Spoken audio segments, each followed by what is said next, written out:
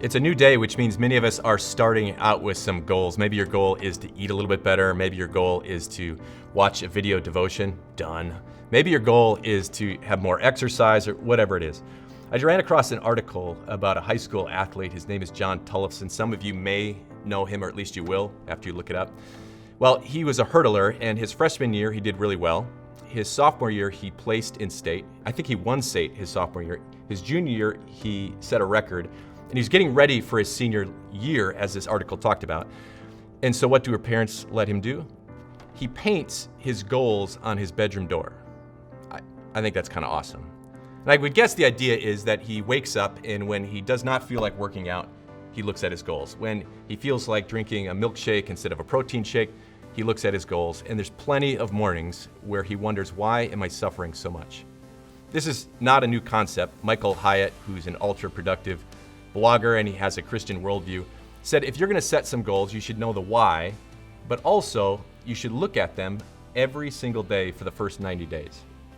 I wonder how it was with Jesus, because he didn't have to have his goal, his ultimate goal, just for 90 days. He didn't need it just for a track season, but every single day of his life, he lived perfection. Every day he is tempted, and yet he resists that temptation. Why?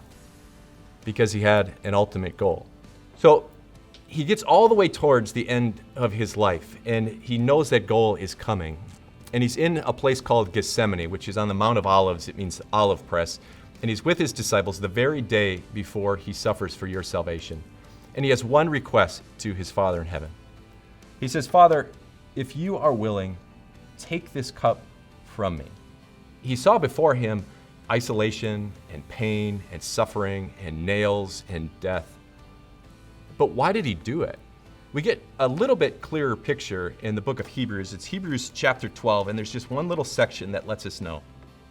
Talking about Jesus, it said, who for the joy set before him endured the cross, scorning its shame, and sat down at the right hand of the throne of God. I don't know what Jesus' bedroom looked like as a kid. I don't even know if he had a bedroom or if he had a bedroom door. But if he wrote his goals on there, if he had a picture of his goals, that would be a picture of you.